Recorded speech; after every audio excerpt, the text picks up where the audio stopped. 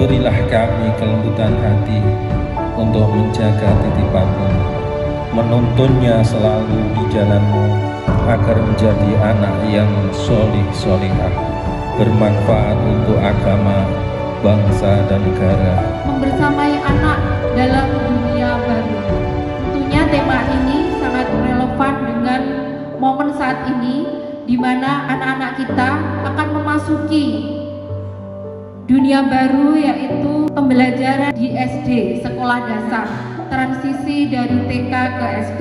Kegiatan ini sebagai wadah untuk berbagi informasi dan langkah awal dalam menghubungkan hubungan antara sekolah dan orang tua dalam hal mendidik anak. Terlaksananya kegiatan tahunan yaitu parenting di kelas baru calon peserta didik tahun ajaran 2025-2026 menjadikan sesuatu yang sangat berdampak di dalam dunia pendidikan. Artinya tanggung jawab pendidikan bukan di sekolah saja, tetapi tanggung jawab di lingkungan pertama adalah keluarga, yang kedua adalah sekolah, yang ketiga adalah masyarakat sekitar. Kalau piramid itu sudah bersinergi secara kompleks, insya Allah pendidikan akan berhasil dan berdampak.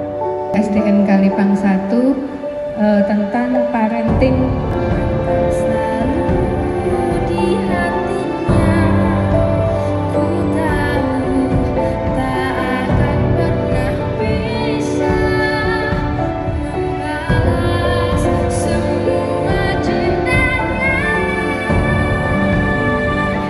Semoga sesi parenting kita ini akan menjadi suluk yang menerangi jalan kita dalam mendampingi permata hati tercinta.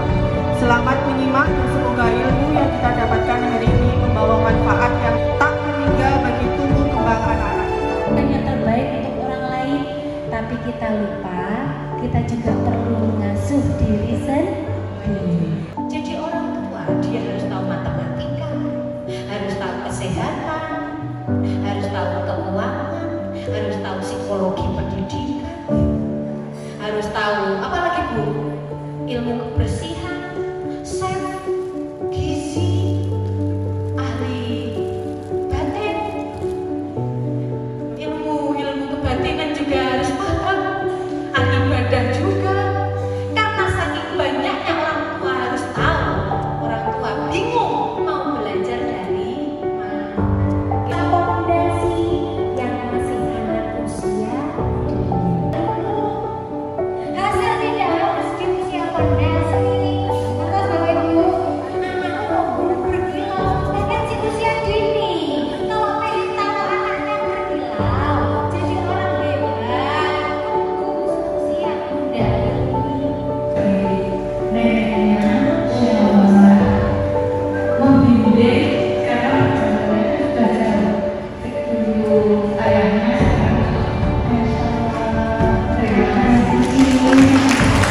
tanggung jawab sendiri. Pengasuhan adalah urusan bersama. Saya ulangi, pengasuhan adalah urusan bersama. Bagaimana anak saya diasuh itu dipengaruhi oleh pengasuhan orang tua lain. Gimana benar? Jadi jangan merasa jenengan harus mengasuh sendirian. Berdayakan ekosistem. Kalau jenengan merasa, aku lek kon belajar psikologi anak. Zaman biyen aku lek belajar ini. Lek misalnya wis gak cocok nggih putuku, yang jenengan cari tahu sumber utama siapa yang bisa ditanyain. Mohon ya guru kelas untuk juga bersedia mengedukasi kepada wali murid yang sampun dari kakek atau neneknya, karena beliau sebenarnya ingin belajar tapi belum tahu caranya, gitu nggih. Semangat ya untuk itu koordinasi terus sama gurunya nggih. Memberi perhatian kepada anak ibu agar sesuai dengan yang kami harapkan dari ibu. Demikian ibu, terima kasih. Cari cara, itu keren. Modal menjadi orang tua adalah cari cara sepanjang masa. Sampai kapan? Yuk sampai jadi orang tua, selesai. Kenapa harus terus cari cara? Karena anak berkembang, mereka dipengaruhi oleh lingkungan sosial, teknologi, belum dia sendiri juga bertumbuh.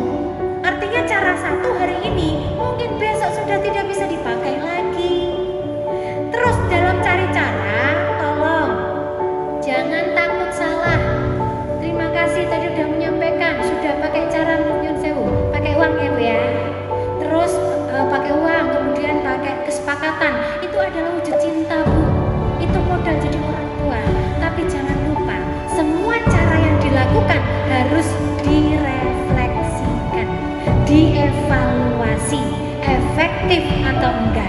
Kalau efektif lanjutkan, kalau tidak efektif jangan dipakai lagi. Ngerti nggih?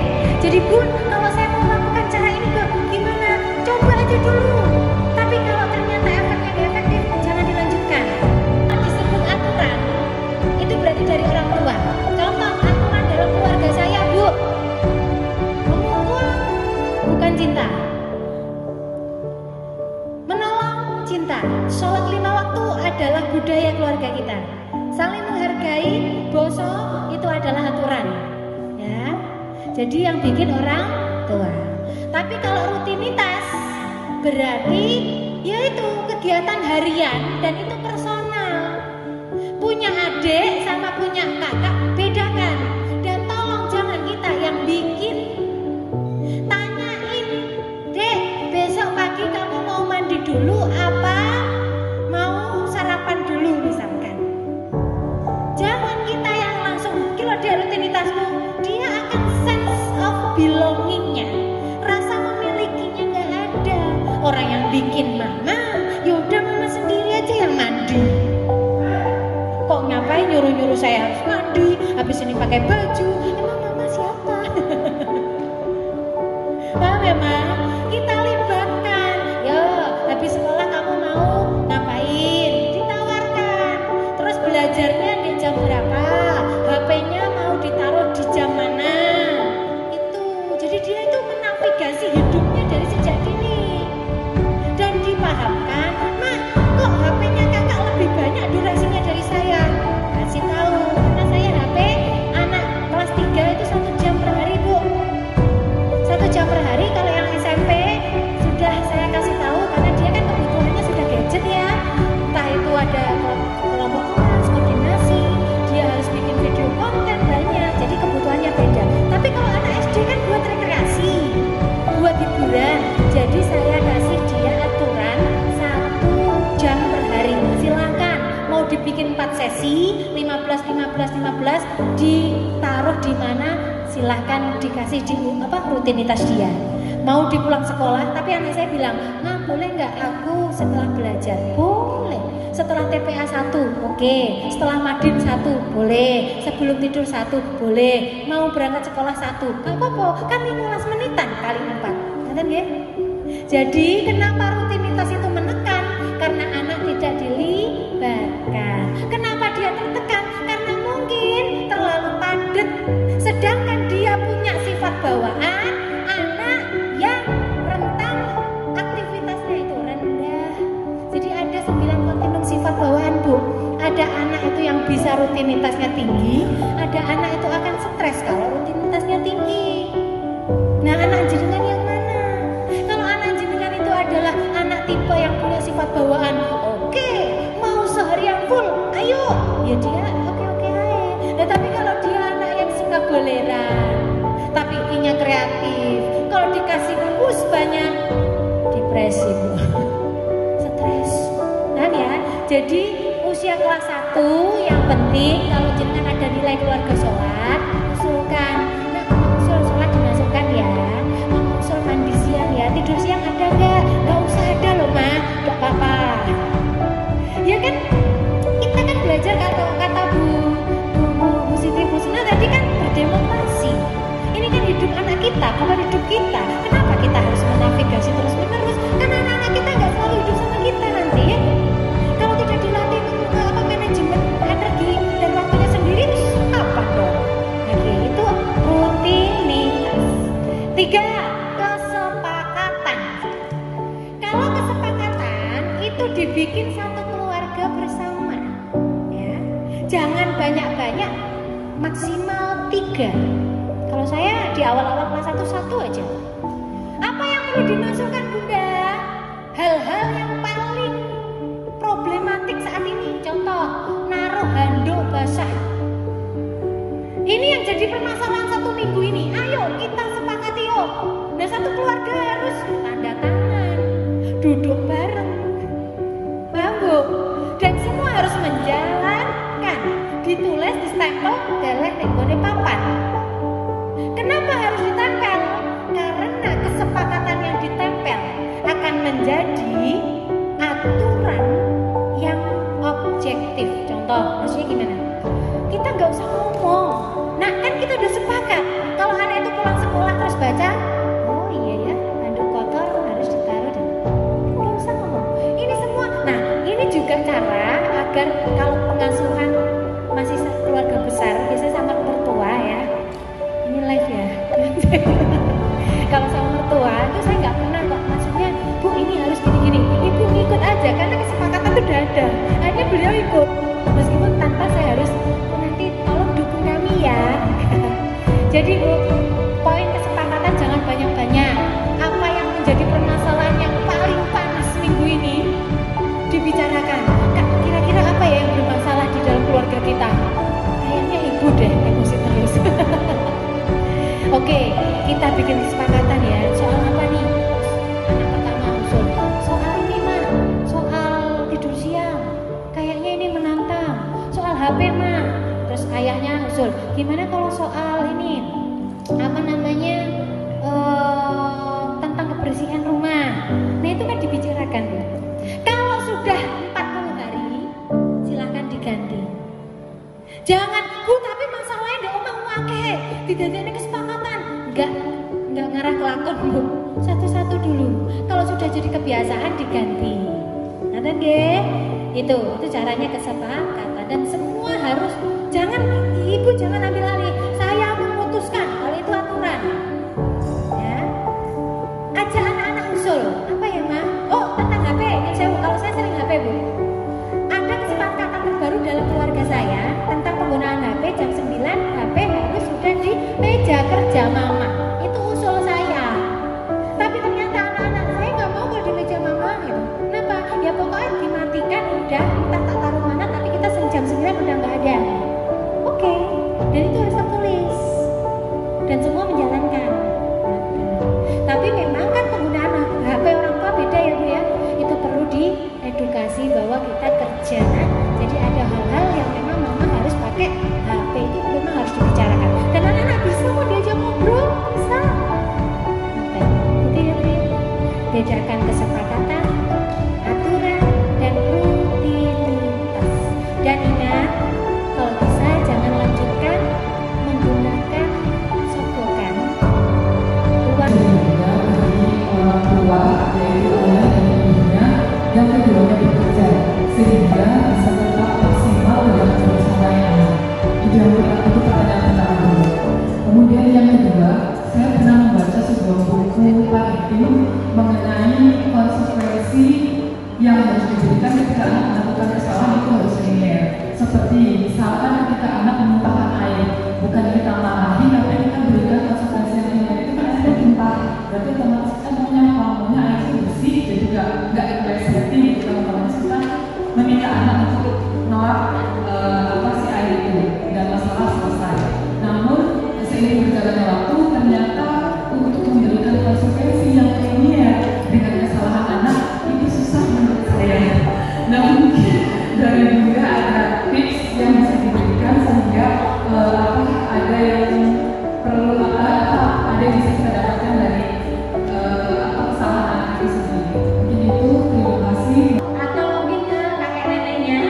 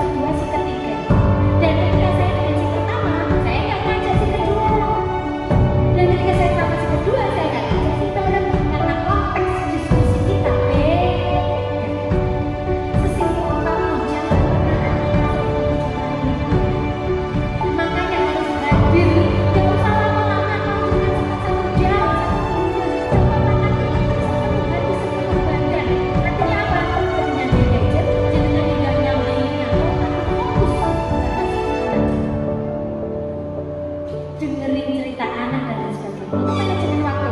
Yang kedua, manajemen energi, Bu. Energi kita juga harus dibagi. Makanya, jenengan kalau sudah merasa sangat capek, jangan mempersulit diri untuk nambah lagi kerepotan-kerepotan yang lainnya. Contoh nih misalkan, hari ini saya ada agenda seharian. Saya harus mikir, aku kok yang itu habis kayak ketemu anak-anak. Jadi aku selalu macam-macam. Bagaimana ya cara saya recharge? Karena mau gak mau, entah berapa menit saya harus meluangkan energi saya dan bagaimana agar saya performa saya nggak capek di sana anak-anak meskipun cuma 10 menit, tapi anak-anak suka lihat saya. Tahu ya Bu ya? Jadi kualitas dan kuantitas waktu bersama keluarga harus kita perhitungkan. Dan harus sampai 24 jam. Lalu pandemi ini rasanya. Suatu hari ada saudara jauh datang. Nah, saudara itu cerita, anak saya kalau sholat tertib sekali misalkan. Anak kita belum. Pengennya kita kasih konsekuensi ya. Dengan bilang, anakku longrong. Wangel lagi. Itu konsekuensi bukan konsekuensi, Bu. Itu hukuman. Kenapa? Karena menurunkan harga diri. Paham ya, Bu? 1, linear. 2, menjaga harga diri anak. Jangan dicerita-ceritakan, Bu. Yang ketiga, harus sesuai dengan usia. Oke, misalkan numpah ning air kok sak butek, ojo kon ngepel sak ruangan. Misalnya kalau dia cuci piring, makannya kan 1 piring, terus dia cuci piring, jangan disuruh satu keluarga dicuci sekalian ya nak. Ya, linear, menjaga harga diri anak. Yang ketiga apa Bu? Sesuaikan dengan usia, kondisi anak juga. Itu nggih, semoga bermanfaat. Terima kasih. Sama-sama punya tugas yang sama dalam perjalanan yang akan menantang ke depan. Jadi saya mohon titip jenengan untuk jaga kesehatan lahir batin. Jangan lupa memenuhi kebutuhan diri, ya.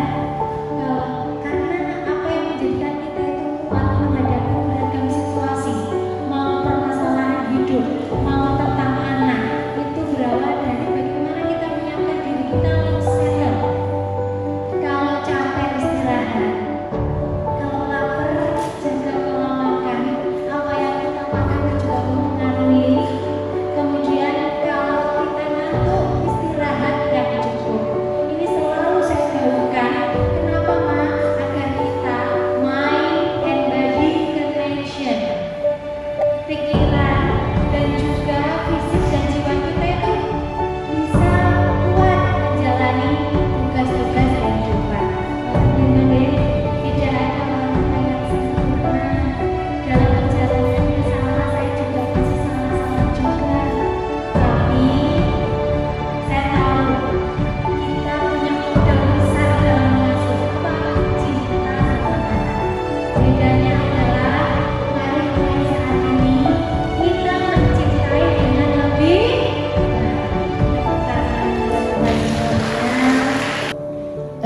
Ibu yang mengasuh cucunya tadi bahwa diperlukan nanti untuk dalam pengasuhan yaitu koordinasi terus-menerus dengan wali kelasnya, dan selanjutnya mengenai kesepakatan keluarga di mana kita menjadi orang tua adalah belajar sepanjang masa, dan juga modal menjadi orang tua adalah cari cara sepanjang masa. Jangan takut salah dan semua cara harus dievaluasi dan juga direfleksikan. Kemudian bagaimana membuat aturan, rutinitas dan juga kesepakatan, dan dibuatlah kesepakatan yang tidak perlu banyak, sedikit saja yang sangat problematik. Dan yang terakhir mengenai tips bagi orang tua yang sedang bekerja, yang diperlukan adalah manajemen waktu dan juga energi. Kita memberikan quality time yang terbaik untuk anak, dan juga jangan merasa bersalah atas pekerjaan kita. Selanjutnya, konsekuensi atas perbuatan anak. Salah satunya dalam memberikan konsekuensi adalah linear dengan kesalahan anak. menjaga harga diri anak dan yang